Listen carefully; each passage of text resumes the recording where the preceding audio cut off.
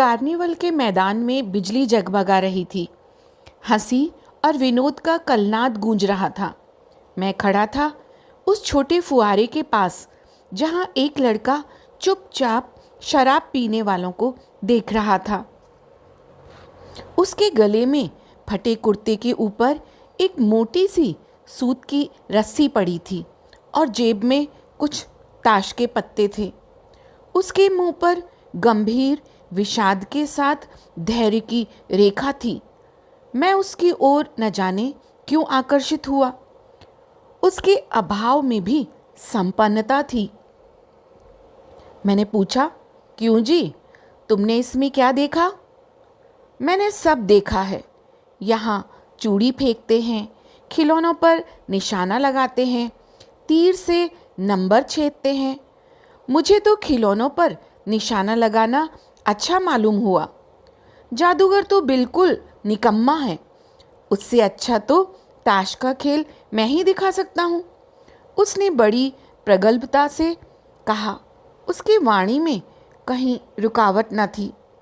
मैंने पूछा, और उस पर्दे में क्या है? वहाँ तुम गए थे? नहीं, वहाँ मैं नहीं जा सका, टिकट लगता है। मैंने कहा, तो चलो, मैं वहाँ पर तुमको लेवा चलूँ। मैंने मन ही मन कहा, भाई आज के तुम ही मित्र रहे। उसने कहा, वहाँ जाकर क्या कीजिएगा? चलिए निशाना लगाया जाए। मैंने उससे सहमत होकर कहा, तो फिर चलो, पहले शरबत पी लिया जाए।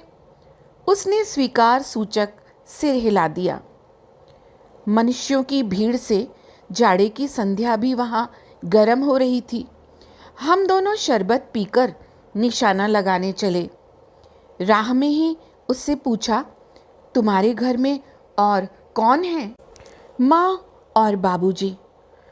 उन्होंने तुमको यहाँ आने के लिए मना नहीं किया? बाबूजी जेल में हैं। क्यों? देश के लिए, वह गर्व से बोला। और तुम्हारी माँ? वह बीमार है। और तुम तमाशा देख रहे हो? उसके मुंह पर तिरस्कार की हंसी फूट पड़ी। उसने कहा, तमाशा देखने नहीं, दिखाने निकला हूँ। कुछ पैसे ले जाऊंगा तो माँ को पथ्य दूंगा। मुझे शरबत ना पिलाकर आपने मेरा खेल देखकर मुझे कुछ दे दिया होता तो मुझे अधिक प्रसन्नता होती। मैं आश्चर्य से उस 13-14 वर्ष के लड़के को देखने लगा। हाँ, मैं सच कहता हूँ बाबूजी, माँ जी बीमार है, इसलिए मैं नहीं गया। कहाँ? जेल में।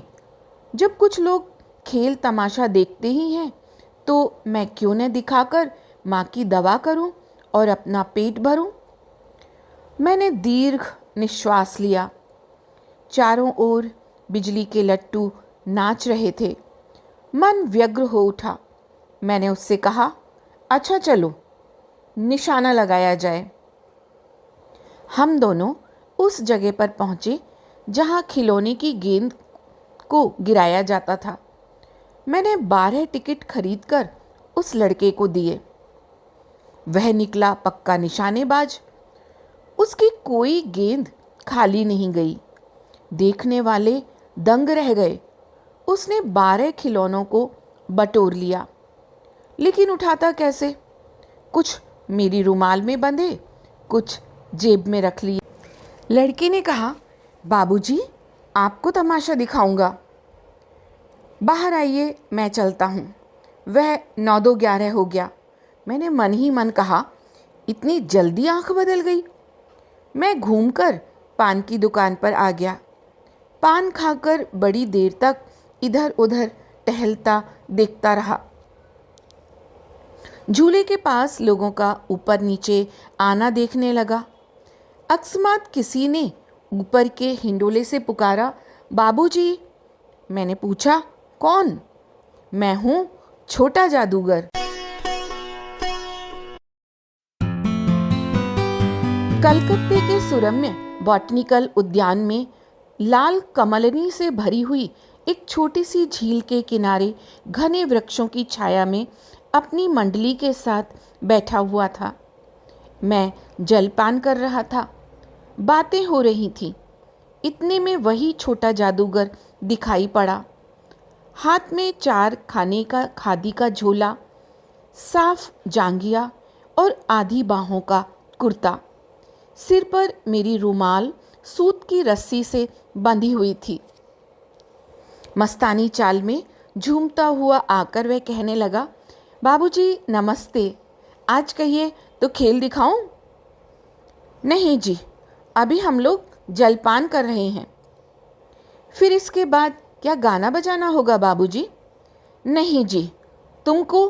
क्रोध से मैं कुछ और कहने जा रहा था, श्रीमती जी ने कहा, दिखलाओ जी, तुम तो अच्छे आए, भला कुछ मन तो बहले। मैं चुप हो गया, क्योंकि श्रीमती जी की वाणी से वह माँ की सी मिठास थी जिसके सामने किसी भी लड़के को रोका नहीं जा सकता था। उसने खेल आरंभ किया। उस दिन कार्निवल के सब खिलौने उसके खेल में अपना अभिनय करने लगे। भालू मनाने लगा, बिल्ली रूठने लगी, बंदर घुड़कने लगा, गुड़िया का ब्याह हुआ, गुड्डावर काना निकला। लड़के की वाचालता से ही अभिनय हो रहा था। सब हंसते हंसते लोटपोट हो गए। मैं सोच रहा था, बालक को आवश्यकता ने कितना शीघ्र चतुर बना दिया। यही तो संसार है। ताश के सब पत्ते लाल हो गए, फिर सब काले हो गए। गले के सूत की डोरी टुकड़े टुकड़े होकर जुड़ गई। लट्टू अपने से नाच रहे थे। मैंने कहा, अब हो चुका, अपना खेल बटोर लो, हम लोग भी अब जाएंगे। श्रीमती जी ने धीरे से उसे 1 रुपया दिया। वह उछल उठा। मैंने कहा, लड़के। छोटा जादूगर कहिए, यही मेरा नाम है, इसी से मेरी जीविका है। मैं कुछ बोलना ही चाहता था कि श्रीमती जी ने कहा, अच्छा, तुम इस रुपए से क्या करोगे? पहले भरपेट पकौड़ी खाऊंगा, फिर एक सूती कंबल लूँगा। मेरा क्रोध अब लौट आया। मैं अपने पर बहुत क्रुद्ध होकर सोचने लगा, ओह कितना स्वार्थी हूँ मैं। उसके 1 रुपया पाने पर मैं ईर्ष्या करने लगा था ना। वह नमस्कार करके चला गया। हम लोग लता कुंज देखने के लिए चले। उस छोटे से बनावटी जंगल में संध्या साएं साएं करने लगी थी। अस्ताचलगामी सूर्य की अंतिम किरण वृक्षों की पत्तियों से विदाई ले रही थी। एक शांत वातावरण था। हम लोग धीरे धीरे मोटर से हावड़ा की ओर आ रहे थे। रह रहकर छोटा जादूगर स्मरण हो आता था। तभी सचमुच वह एक झोपड़ी के पास कंबल कंधे पर डाले मिल गया। मैंने मोटर रोककर उससे पूछा, तुम यहाँ कहाँ? मेरी माँ यहीं है ना। अब उसे अस्पताल वालों ने निकाल दिया है। मैं उतर गया। उस झोपड़ी में देखा तो एक स्त्री चिथड़ों से लदी हुई कांप रही थी। छोटा जादूगर ने कंबल ऊपर से डालकर उसके शरीर से चिमटते हुए कहा, माँ। मेरी आंखों से आंसू निकल पड़े। बड़े दिन की छुट्टियां बीत चली थीं। मुझे अपने ऑफिस में समय से पहुंचना था। कलकत्ते से मन ऊब गया था। फिर भी चलते चलते एक बार उस उद्यान को देखने की इच्छा हुई। साथ ही साथ जादूगर भी दिखाई पड़ जाता तो और भी। मैं उस दिन अकेले ही चल पड़ा। जल्द ही लौट आना था। 10 बज चुके थे। मैंने देखा कि उस निर्मल धूप में सड़क के किनारे एक कपड़े पर छोटे जादूगर का रंगमंच सजा था। मैं मोटर रोककर उतर पड़ा। वहाँ बिल्ली रूठ रही थी, भालू मनाने चला था, ब्याह की तैयारी थी। यह सब होते हुए भी जादूगर की वाणी में वह प्रसन्नता की तरी नहीं थी।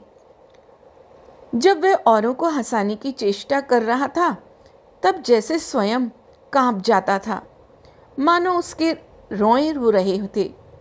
मैं आश्चर्य से देख रहा था। खेल हो जाने पर पैसा बटोरकर उसने भीड़ में मुझे देखा। वह जैसे क्षण भर के लिए स्फूर्तिमान हो गया। मैंने उसकी पीठ थपथपाते हुए पूछा, आज तुम्हारा खेल जमा क्यों नहीं? माँ ने कहा था कि आज तुरंत चले आना, मेरी अंतिम घड़ी समीप है।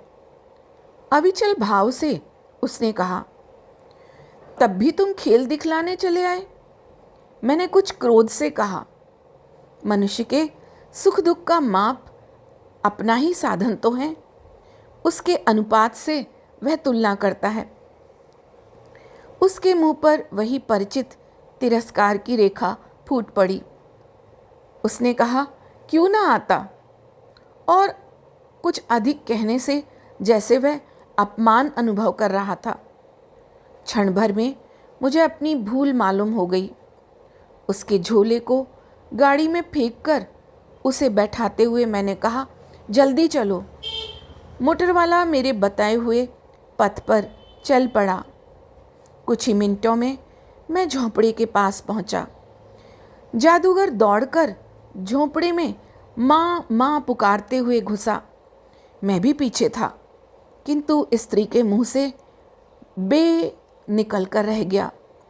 उसके दुर्बल हाथ उठकर गिर गए। जादूगर उससे लिपटा रो रहा था। मैं स्तब्ध था। उस उज्जवल धूप में समग्र संसार जैसे जादू सा मेरे चारों ओर नृत्य करने लगा।